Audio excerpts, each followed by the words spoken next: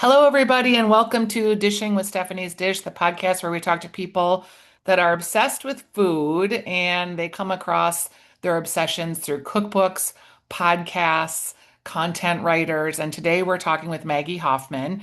And I was excited because I said I don't get to talk to fellow podcasters very often. Congratulations on your podcast. It is the Dinner Plan podcast.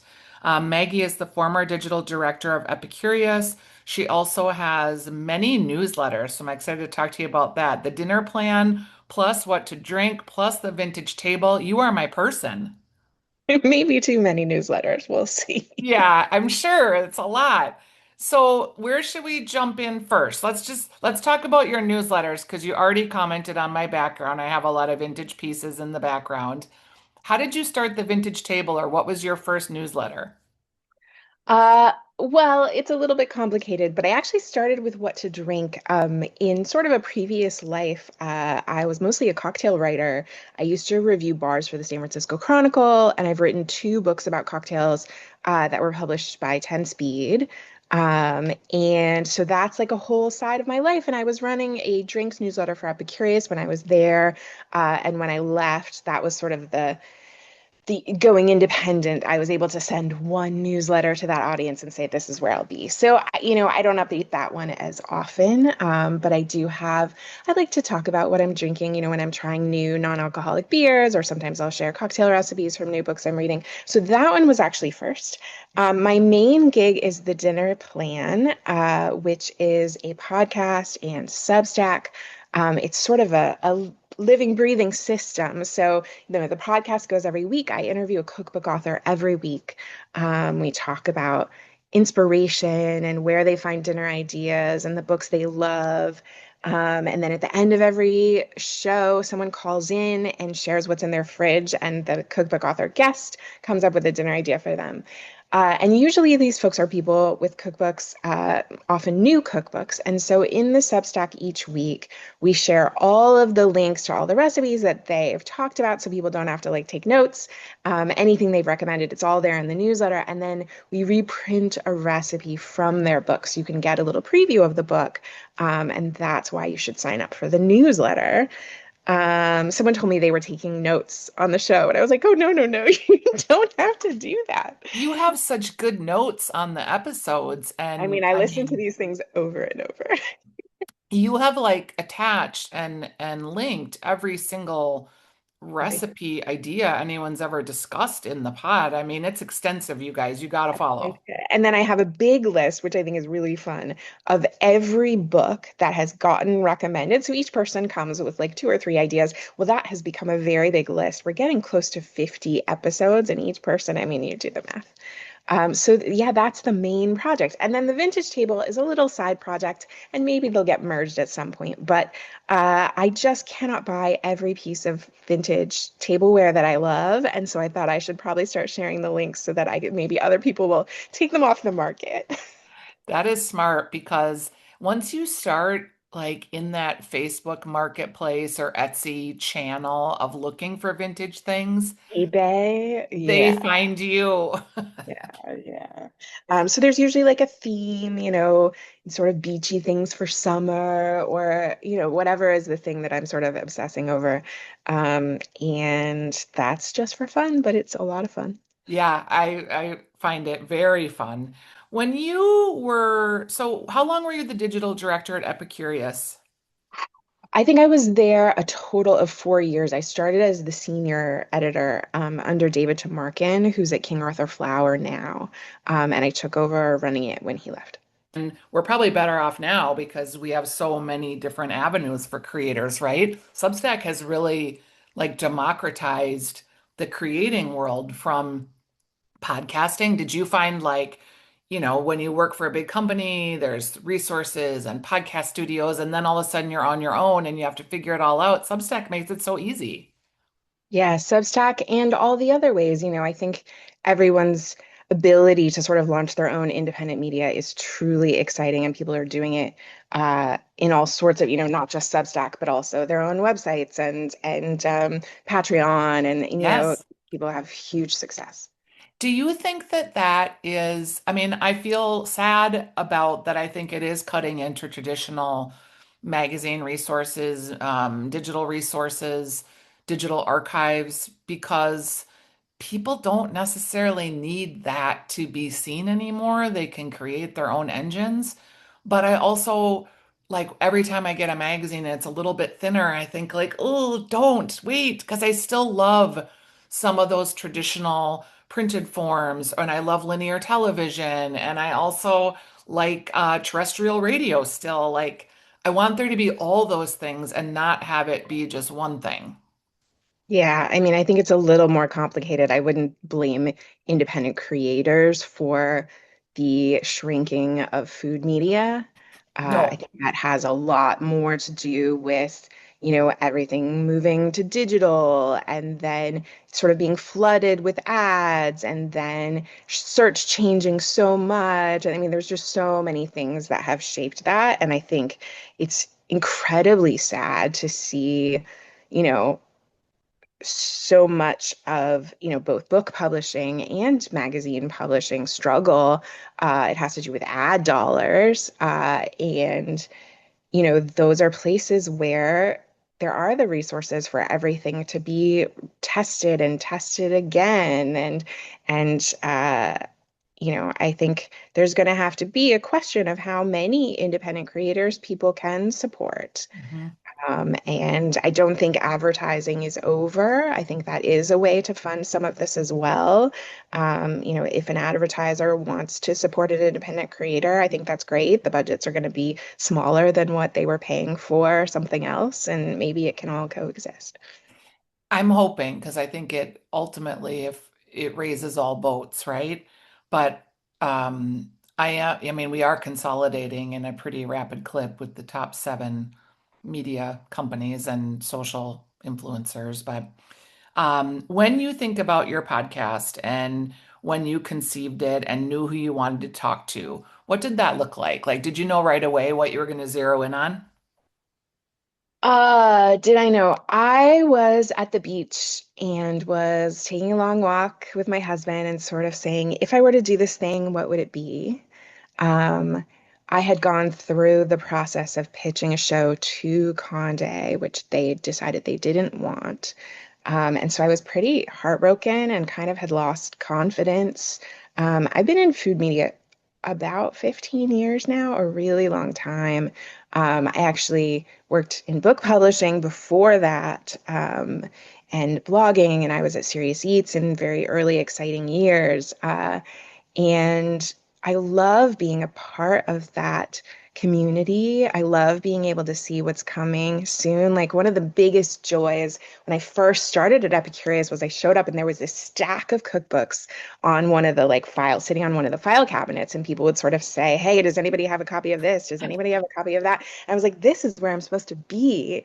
Like, I mean, you can see the Yep. stacks of cookbooks continue.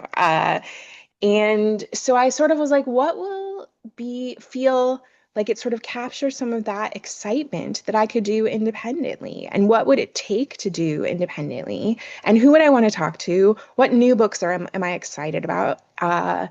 And just what would that conversation be? And I knew I didn't want it to be a podcast really about feeding kids. That's really not what it is. It's really for all cooks. And it focuses a lot on that moment of inspiration. And, I was really burnt out and it was affecting my cooking. And I think everyone who works really hard can feel that affecting their cooking. I'm just coming off a cookbook launch or getting ready to launch, and I'm like, sometimes the idea of what to eat, I've just like, all I've done is cook this week, like a million places for a million people, for a million things, documented it all. And I just want a piece of peanut butter toast. Yeah, and that's fine. I think, but even if you don't work in food, I think if your job is stressful, the world is stressful, everything feels like it's on fire. Cooking can be really nourishing, sort of mentally, and you know. spiritually, or it can be a thing that causes stress. And how do you get to a place where it feels like it is soothing, where it feels like it's a meditation, whatever it is you need from cooking? How do you get to a place where your dinners make you happy, where you're delighted by what you eat? And so we talk a lot about that. And so I think that came out of, I had written a story about cooking burnout during the days of the early pandemic, and it was something I kept getting notes about where people would be like, oh my gosh, this is totally me. And so that's a thing I come back to. And people's answers are very different. I sort of wondered, like, if we kind of bring up this topic with so many different food people, is it going to start to get repetitive? But sometimes someone will just floor me with a totally different response to this problem. And so that's been really interesting. During the pandemic, I've had a radio show about food for, gosh, 18 years, I think. And during the pandemic, we did a lot of that. We called it pantry panic because you were going into the grocery store with your mask and your cart or your bucket, whatever you were putting your groceries in, and you were just literally like throwing staples in just because you didn't want to run out of yeast or flour or sugar and beans and rice and whatever you had. And then you'd get home, you'd be looking at your pantry and like, oh my gosh, how am I going to actually turn this into a meal? For cooks and home cooks, that was what we do. Like, okay. But for a lot of people that were two working families, had really relied on a lot of convenience type of foods, that was a really new experience for them to be staring at a bag of split peas and figuring out how to get that to the table. That was such a great, for me as a cook, it was such a great reorienting of how we look at our food systems and how to help people. And it reinvigorated my love of cooking and wanting to write cookbooks that would be for everybody necessarily, not like, I'm from the Midwest. We cook pretty basically. We don't have access to a lot of the fresh stuffs on either coast, but we do have these great um, grains and we have all these things that are in the breadbasket of the United States. That pandemic silver lining for me was going back to actually cooking. Mm, yeah. I also think we saw the rise of a lot of small businesses that are making things to make life easier and to add flavor. There's so many more companies selling various, sauces and seasonings and things. I think I was in a moment where I was like, oh man, like you had to replace restaurant food with home cooked food, and was I really going to do something complicated? And that's where, I just am really cheering for these small businesses because it can be so amazing to have those on hand. And you Yeah, can usually mail order them. and just thinking about like the condiments, like chili crisp is a condiment that has been around for a long time, but just came into the zeitgeist in the last 5 years. Obviously the proliferation of hot sauces, but also like sumac and za'atar and some of these more world spices that we weren't familiar with necessarily. It's really brought a whole new um, way of looking at your basic home cooking. And of course, some people have been cooking with those things forever. For Uh, sure. but I also think the cookbook publishing industry is very slow because it takes 2 years for books to come out, right? It's a very slow process. And so I think we are finally seeing so many more books from so many more voices. And so you have a guide. You're not just blindly using something you've never seen before. Along those lines, are there like a handful of books that have come across your desk recently that you're like, yes? I mean, so many. That's like my whole thing. Let me think. I mean, there's so many. I think of the recent ones, Zainab Issa's book, Third Culture Cooking, is really wonderful. She was a Bon Appetit and is just incredibly talented with flavor. She does a lot of development for NYT Cooking now, and that's a good place to find her recipes, but that book's really lovely. Norma Rod's book, she was at Ottolenghi, and her book is called Lugma. And she's from Bahrain, and that book is just you just want to cook everything in it. Just really, really, I mean, the photography is stunning. Oh my gosh, what else? Rick Martinez's new salsa book is really fun. And really just like a smart thing. If you are feeling bored with sort of your rotation of like protein, like if you are doing rotisserie chicken, can of beans, pasta, like if you were doing that rotation, the answer, when I talked to Rick, he was talking about how when you make salsas, like so many of them you could freeze. And so then you can mix and match. You can pull one from your freezer. You can, toss that rotisserie chicken with a green salsa one night and a different salsa the other night. And that was just like so exciting to me.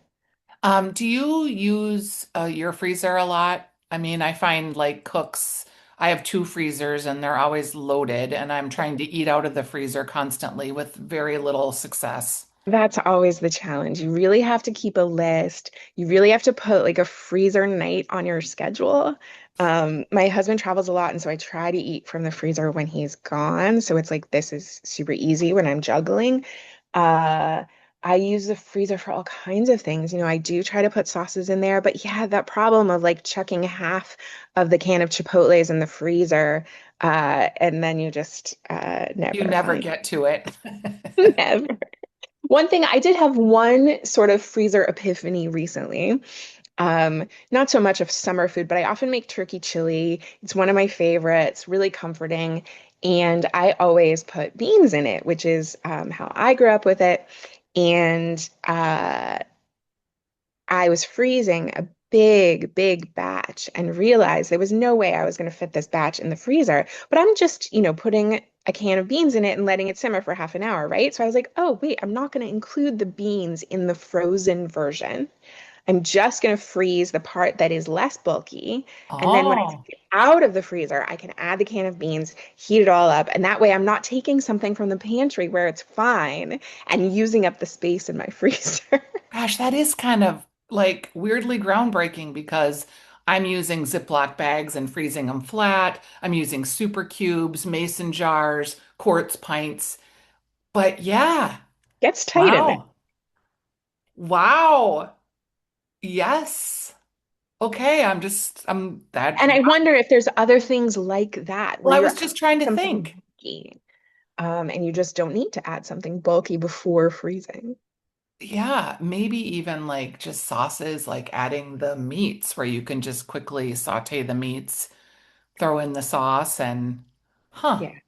All Yeah. right, you might be onto something. This is exciting. I mean, and especially I use the Instant Pot a lot in the summer. My kitchen's really hot. And so if you're making just like a basic, shredded chicken in an Instant Pot, any sauce could be the liquid. Yep. I also find like I make a lot of soups and stewy and braisy things, and there's only two of us, and I cook like for eight. So by the time I'm done, after making the initial meal, having a leftover meal, maybe a lunch, I still have like four portions. And by then I don't want to eat it anymore. So I'm like, oh, okay, how can I freeze this and how can I make it into a handy meal for the next? I give away a lot of food probably because of that, because I just don't want to deal with it anymore. Yeah, that's, I It's a mean, if lot. you're recipe testing, if you're working on books, there's just, you got to share. And you've made three of the same thing and it's very similar, maybe a little dash of this or dash of that. You're just like, oh, I don't want to look at it one more second. Um, when you think about the vintage table, just going back to that a second, we're seeing a lot of vintage things come back in vogue. So like the sterling silver platters and the farm glass, and you mentioned Dansk, Food 52 reinvested in that company and rebought it out of bankruptcy. Are there trends that you're seeing like with linens or silverware or things that you're excited about? I mean, I love weird silver. Sort of how this all started is that my favorite thing is, and they're not that expensive if you have just like a tiny little fork, but there's forks for everything. There's a lemon fork and an olive fork and a sardine fork. And so I love that. A berry spoon. I found this beautiful berry spoon that kind of it was pierced so that if you had like, something that was a little wet, the water would run off, and it was just gorgeous. And I put it in the newsletter, and a friend of mine reached out and said, I have that. I got it for my wedding for my grandmother, and I've never seen a similar one. And there it was on eBay, That's so cool. Um, I think that's neat. And so, yeah, I'm really into the strangest silver you can possibly find. It's funny because you don't think about how many pieces there are. And you were like the first time I ate at a French restaurant with my mother-in-law, who was very proper. I was so intimidated. There was literally like 18 pieces of silverware on the place setting. And I mean, I knew like from the Joy of Cooking diagram that my mom showed me, like, but there were so many pieces of silverware, I had no idea. And I just waited to eat. I ordered the same thing she did, and I waited to eat until she picked up something and then I would pick it up.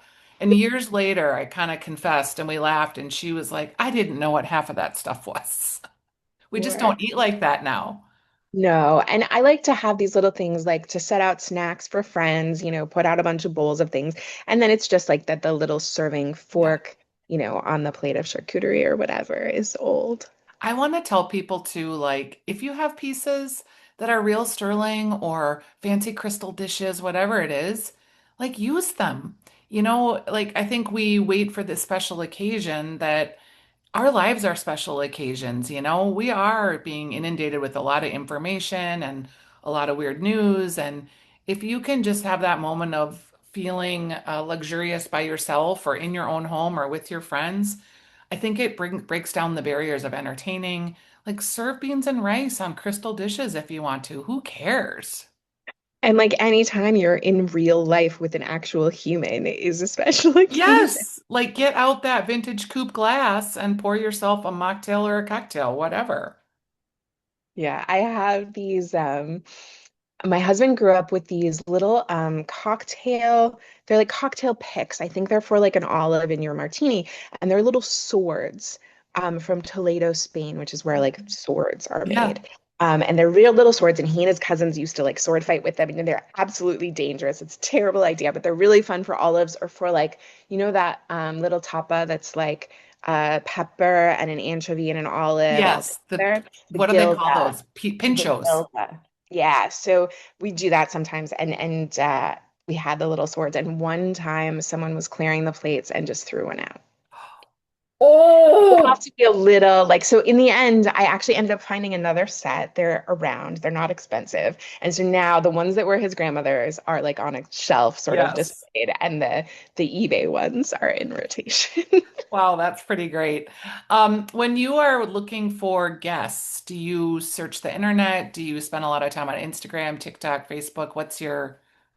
Um, I have known the book publicist from all the different publishing houses for a long time. So often I get an email when a book's coming out. I also go on just like if you go on a bookstore website, you can go on Amazon and sort by date. I can see what's coming out, like here are all the books coming out in Mhm. August under cooking and food. So I often do that. I'm planning several months in advance. So Mhm. it's really sort of trying to figure out when is the right time to talk to somebody. And often, people are juggling like a European tour and an American tour. I try to talk to them before things get really busy. Mhm. And in fall's the big cookbook season, and so there's so many new releases, and some of them are too busy to talk to me, but I'm talking to some really exciting people this fall. Oh, nobody would be too busy. I always think it's kind of shocking. Like the first time I reached out to Yodam Ottolenghi, actually, and I just was like, oh, I don't know what he's doing, but I want to talk to him. He's fun. And so I just like sent him a Instagram message and he replied, and we booked an interview for the radio show. And he was so delightful that we recorded a video podcast of it too. And he was just so great. And people were like, oh my gosh, I can't believe you got him. I was like, well, maybe sometimes people just don't ask. Mm. And I don't know. I just think you always can ask. People can always say no. Exactly. Exactly. Um, And, I'm not strict. I'd say almost all of my guests are people with like a book coming out that week, but then there's also just people I want to talk to. I talked to Hetty McKinnon, and now that was last year, and she has a new book coming out this year, and maybe we'll do it again. But this challenge, it can be interesting to talk to people in different moments of their lives. People who have just finished a book sometimes are kind of overwhelmed, and it's not the moment where they're like thinking about cooking for themselves necessarily. So it can be useful sort of across the board. When you are booking a guest, do you think about like, and maybe this is a separate question too, but the monetization of the podcast? Like, do you worry about that? You're a freelance person. Is this like I'm kind of thinking about the Substack algorithm and wondering if it's peaked for because people feel like they're subscribing to lots of things and people are feeling kind of poor right now because the economy's not necessarily been great.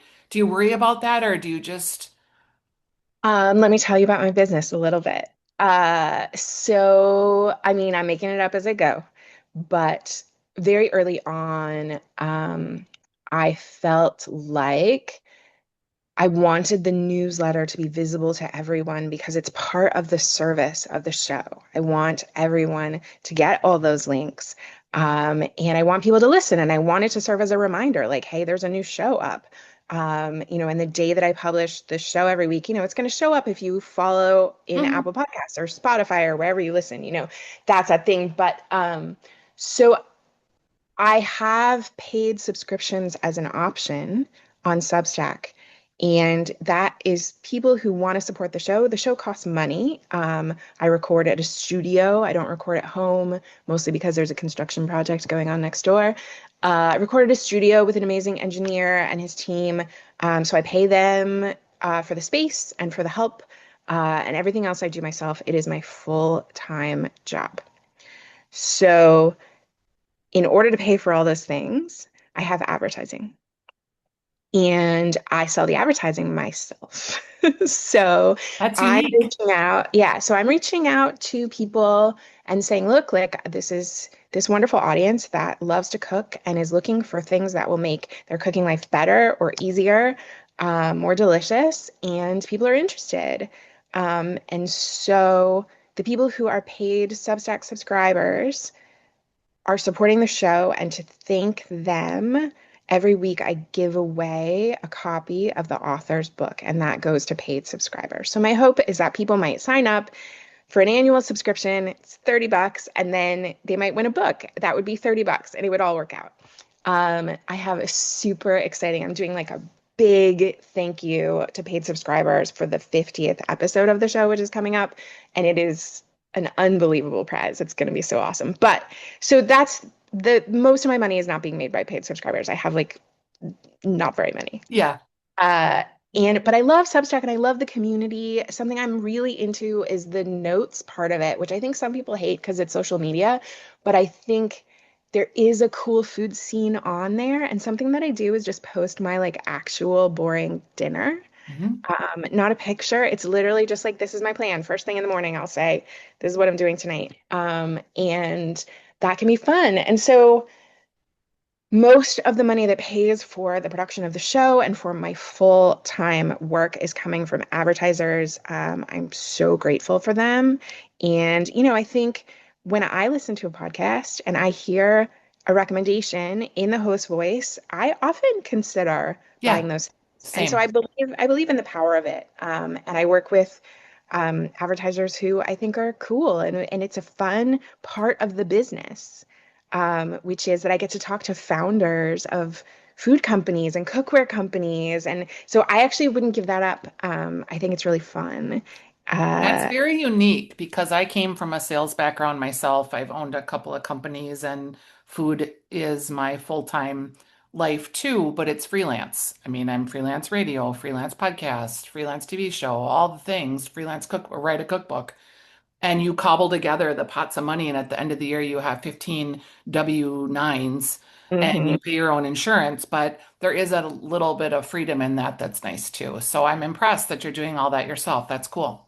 I mean, freelance writing, uh, I would say there's so many great writers out there and people who are writing features for magazines and that's their like full-time gig. Like those are really amazing people. I am an editor at heart, Mhm. really. Yep. I've always been an editor and it's harder to put together editing gigs. And so the writing, the things that I was being offered weren't that exciting. And I was like, what if I just invest in this? What if I take a couple of months and see what it's going to cost and what I can raise in advertising? And I told myself I was going to take the leap and not evaluate whether it was a good idea or not for 6 months. Smart. And it turned out we sort of said, okay, I'm going to learn how to do it.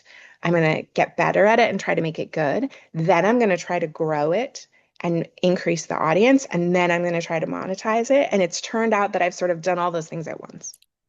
It is the dinner plan, and I can really think of no better way than to end this podcast than those last 3 minutes of you describing what it's like and what it feels like to make this a full-time endeavor and why people want to listen and support you. I really enjoyed this chat. You're really doing some incredible work, and I just like everything you're doing. So, congratulations on getting this all figured out. Thanks so much. Yeah, I'm going to put links to all the newsletters and the pod. I'll work on getting this episode prepared and send you a proof before we release it. But thanks, Maggie. I appreciate you being a guest today. Thank you. All right, we'll talk soon. All right, bye. Okay, bye-bye.